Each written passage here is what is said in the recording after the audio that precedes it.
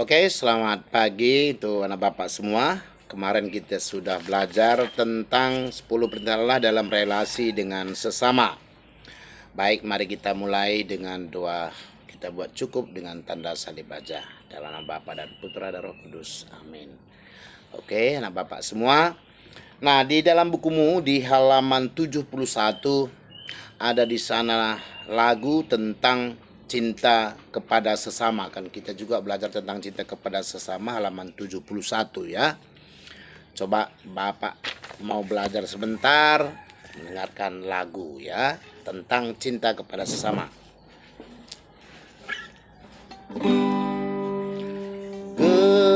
Gemuruh ombak menderu,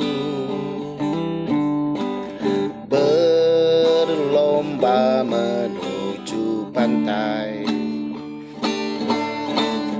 bagaikan dua insan yang bercinta. Semenjak alam tercipta, mereka saling mengasihi. Indahnya, betapa indahnya alam ini. Oh, oh, oh, oh.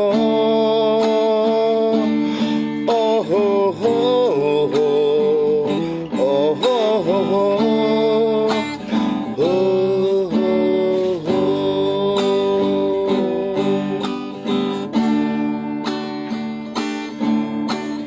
Kami sudah diciptakan untuk saling mengasihi. Sadarlah, sadarlah hai kau manusia, cintailah sesamamu seperti dirimu sendiri.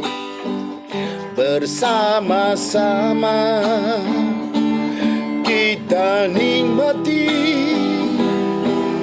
apa yang dikaruniakannya, apa yang dikaruniakannya.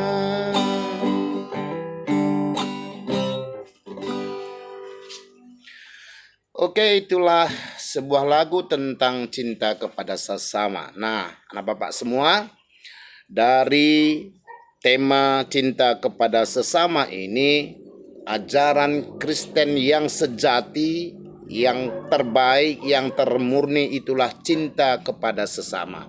Cintailah seperti lagu tadi, cintailah orang lain seperti dirimu sendiri, seperti diri kita sendiri. Bahkan ajaran Kristiani yang paling bagus yang perlu kita lakukan adalah bahkan kita mencintai musuh kita. Ya, musuh pun kita cintai kalau mau menjadi pengikut Kristus. Nah, anak-anakku sekalian, di dalam bukumu itu kamu tentu sudah juga membaca tentang kisah singa dan tikus dan juga sudah mengerjakan tugas. Saya rasa itu semua sudah bisa kamu kumpul. Walaupun beberapa orang yang masih tetap menunda-nunda tugasnya. Nah, orang Samaria yang murah hati di dalam bukumu halaman 74 dikatakan orang Samaria ini adalah orang yang tidak diperhitungkan, orang yang dianggap berbeda, orang yang dianggap kelas 2, kelas 3, atau bisa dikatakan orang yang dibenci oleh orang-orang yang beragama, orang yang Yahudi. Nah, tetapi orang Samaria yang murah hati, orang yang dianggap sampah masyarakat, mungkin dianggap ya entah tidak baik, justru orang Samaria yang menolong ya. Ketika ada orang yang mengalami kesulitan, orang yang dirampok di dalam satu perjalanan ya, justru imam atau pemuka agama pergi. kaum Lewi pergi, semua pergi. Yang orang-orang yang beragama yang dianggap baik itu justru pergi ketika ada orang yang mengalami musibah, orang yang perlu ditolong, yang dirampok. Tapi justru orang Samaria ini yang dianggap tidak baik, dianggap tidak memiliki satu iman, dia justru menolong, memapah, membawa ke rumah sakit, bahkan memberikan upah yang merawatnya yang ada pada rumah sakit itu. Nah, dari situ kita belajar anak Bapak.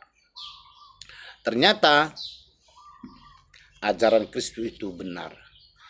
Ada kalanya jangan di mulut aja selalu memuji-muji Tuhan, rajin ke gereja, tapi memberikan persembahan aja masih harga 2.000 misalnya sebagian yang kita lihat. Kalau anak-anak oke lah. Nah, ketika temanmu jatuh, malah temanmu itu jatuh kau ketawain, bukan menolong ya.